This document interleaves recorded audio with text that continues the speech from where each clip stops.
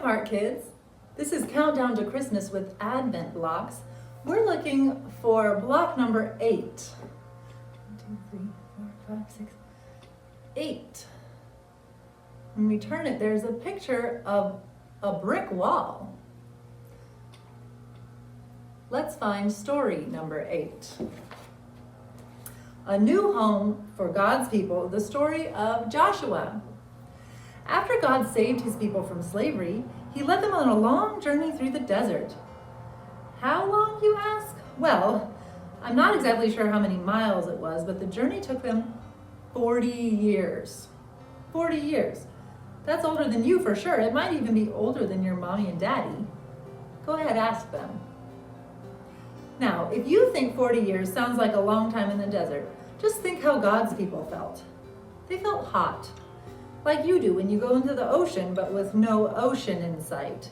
They felt dirty, like you do after you play outside all day, but with no fun bath time to look forward to. They felt hungry, like you do when dinner is taking forever, but the only dinner they got every day was bread.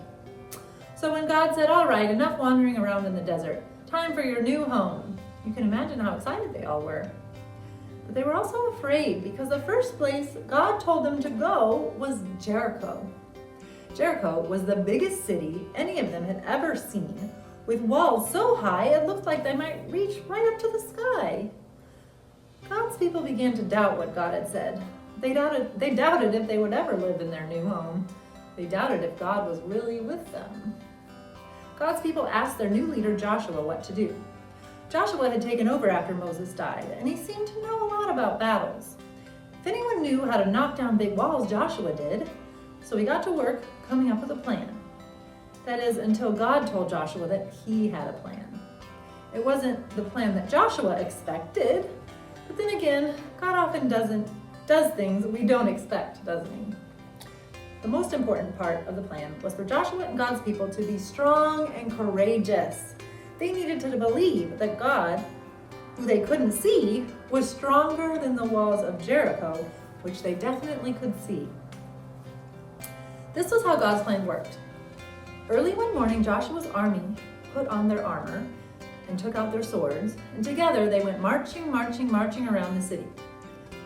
Not 1 day, not 2 days, not even 3 days, but 7 days.